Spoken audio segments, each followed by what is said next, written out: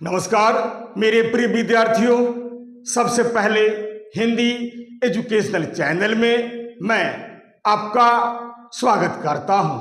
आज मैं आपके समक्ष भीष्म साहनी द्वारा रचित भाग्य रेखा कहानी का सार या सारांश या मूल भाव को अत्यंत ही सरल भाषा में आपके समक्ष प्रस्तुत करना चाहता हूं। इसे आप ध्यान देकर सुनने की कोशिश कीजिएगा। तो चलिए शुरू करता हूं। भीष्म साहनी द्वारा रचित भाग्य रेखा कहानी का सार या सारांश या मूल भाव। वर्तमान हिंदी कथाकारों में भीष्म साहनी जी का नाम बड़े ही आदर के साथ लिया जाता है। सच पूछा जाए तो ये मूलतः मानवीय संवेदना के कथाकार हैं। इन्होंने अपनी रचनाओं के माध्यम से जहां एक ओर कथा साहित्य के विकास में महत्वपूर्ण योगदान दिया है, वहीं दूसरी ओर आधुनिक जीवन की विसंगतियों को भी व्यंग्य के माध्यम से बड़े सुंदर ढंग से उजागर किया है। यथार्थ की पैनी पकड़ तथा गहरी संवेदना इनकी कहानियों की प्रमुख विशेषता है। यही नहीं, इन्होंने अपनी रचनाओं के माध्यम से विशेषकर मध्यवर्गीय परिवार के यथार्थ चित्र को भी बड़े ही सुंदर ढंग से प्रस्तुत किया है। उनकी कहानियों में वर्तमान जीवन की विसंगतियों पर तीखा प्रहार मिलता है। भाग्य रेखा इनकी एक सुप्रसिद्ध कहानी है।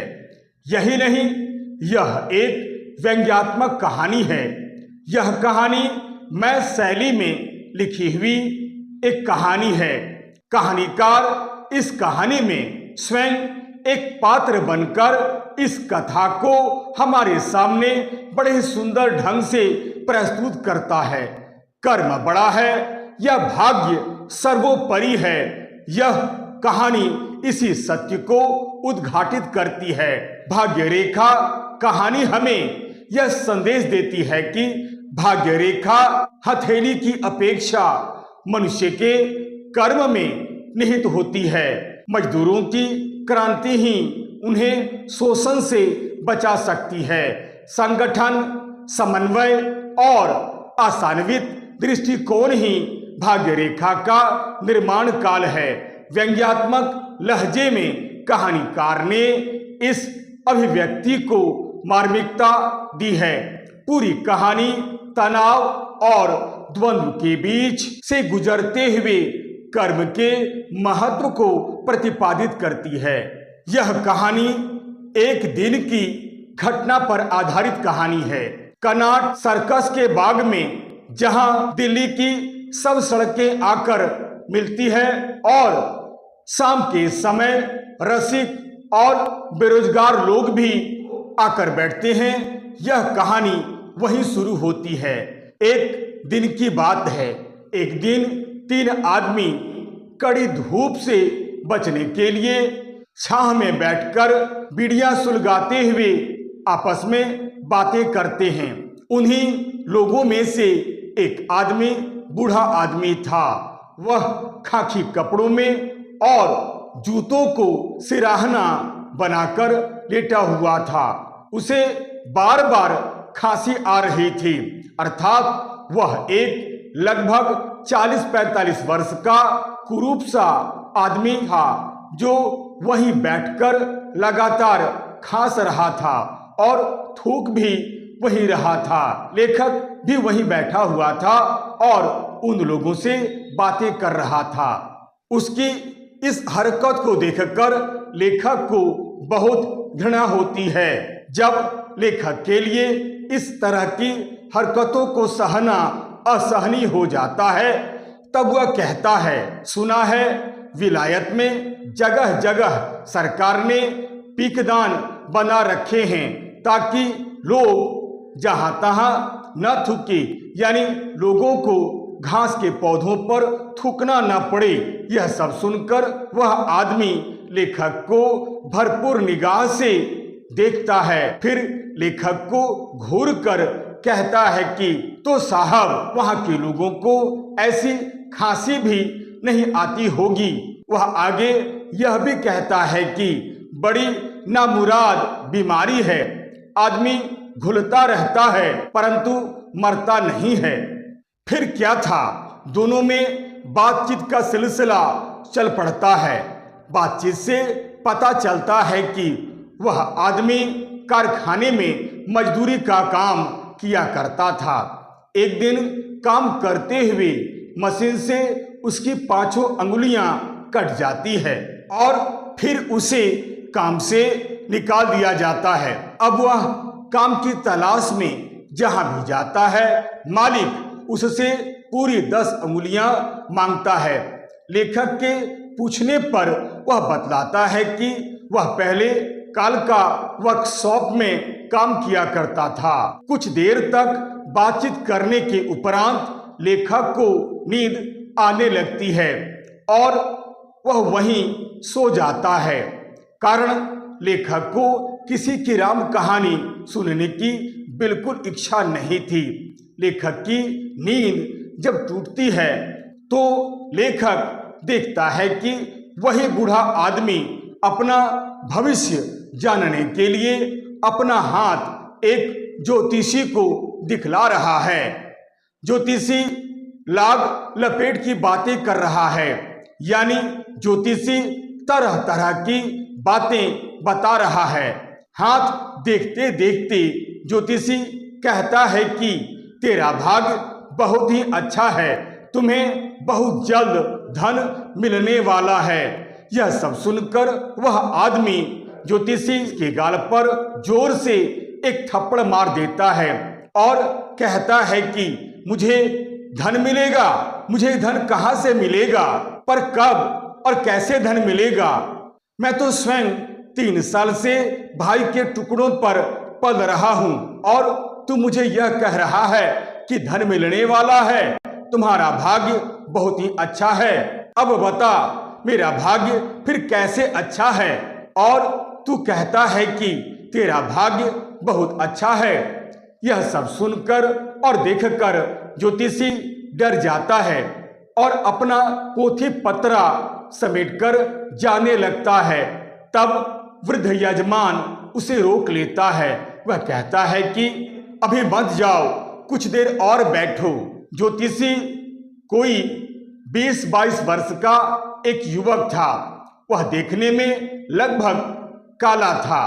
वह सफेद कुर्ता और पाजामा पहना हुआ था जो जगह जगह से सिला हुआ था। बातचीत से वह बंगाली जान पड़ता था।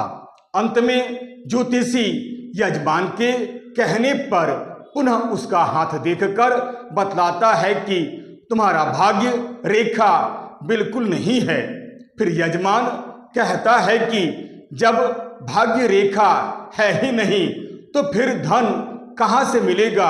अब बता, जब भाग्य रेखा है ही नहीं तो धन मिलने की फिर मैं आशा कैसे कर सकता हूं? यह सब सुनकर ज्योतिषी डर के मारे पुनः अपनी बात बदल देता है और उससे कहता है कि तेरी नहीं तो कम से कम तेरी घरवाली की रेखा अच्छी होगी और उसका भाग्य तुझे अवश्य मिल जाएगा। उसी के भाग्य से तुझे धन की प्राप्ति होगी। यह सब सुनकर बूढ़ा यजमान कहता है कि अरे भाई, वही तो 4 बच्चे छोड़कर अपनी राह चली गई है। यह सब सुनकर ज्योतिषी फिर चुप हो जाता है। फिर बूढ़ा आदमी ज्योतिषी का हाथ पकड़कर उसका हाथ देखने लगता है और कहता है कि तेरा भाग्य तो बहुत ही अच्छा है, कितने बंगले हैं तेरे पास।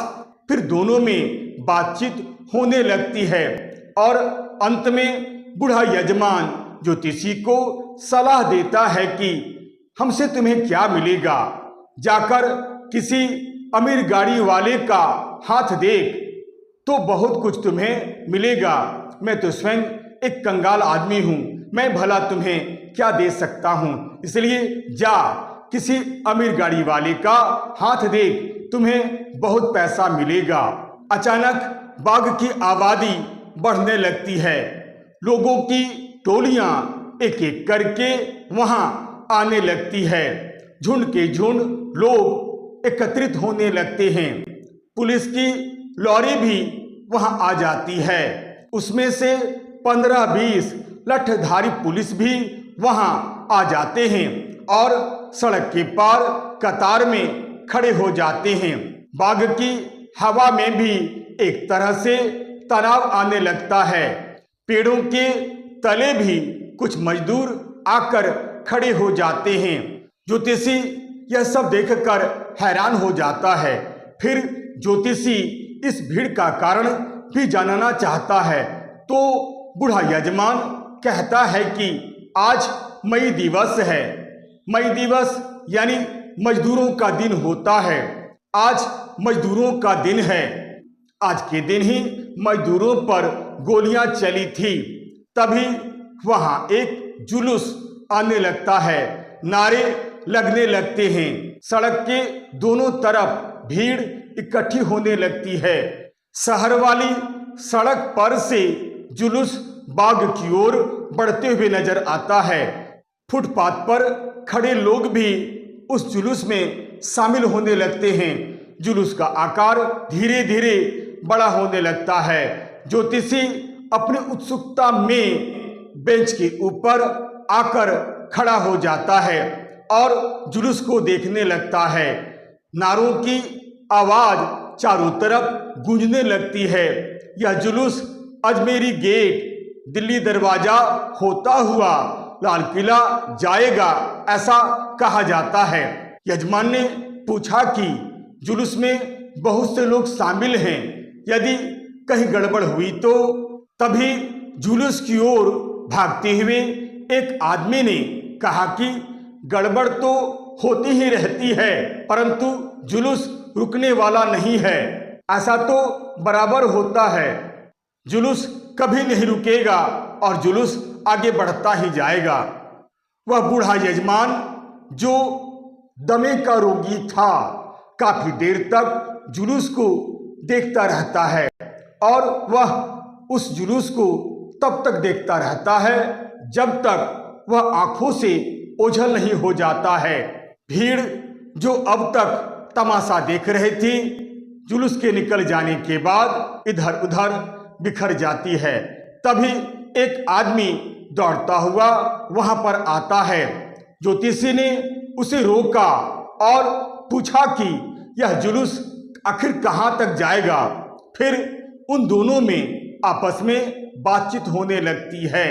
सब बातें सुनने के बाद बूढ़ा यजमान ज्योतिषी की आंखों में आंखें डालकर मुस्कुराते हुए अपनी 5 अंगुलियां कटी हथेली को ज्योतिषी के सामने खोल देता है और कहता है कि हे ज्योतिषी, फिर देख मेरी हथेली।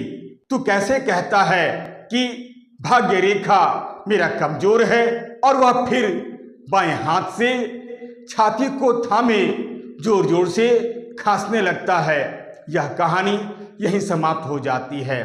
अतः हम देखते हैं कि भीष्म साहनी हिंदी कथा साहित्य के एक मूर्धन्य कथाकार हैं और भाग्य रेखा उनकी एक प्रसिद्ध कहानी है। भाग्य रेखा कहानी मनुष्य के 2 हाथों की शक्ति को दर्शाती है। यह कर्तव्य की प्रेरणा देने वाली कहानी है। इस कहानी के माध्यम से लेखक ने हमें यह स्पष्ट संदेश दिया है कि मजदूरों की भाग्य रेखा उनके संगठन और कर्म में है और यही समाजवाद की नींव रखेगा। आशा करता हूं आप इस वीडियो के माध्यम से भाग्य रेखा कहानी का सार या सारांश या मूल भाव को अच्छी तरह से समझ लिए होंगे। यदि आपको यह वीडियो अच्छा लगता है, उपयोगी लगता है, सारगर्भित लगता है, तो आप इसे लाइक करें, शेयर करें और तो और सब्सक्राइब करना बिल्कुल ही भूलें। तब तक के लिए नमस्कार, धन्यवाद।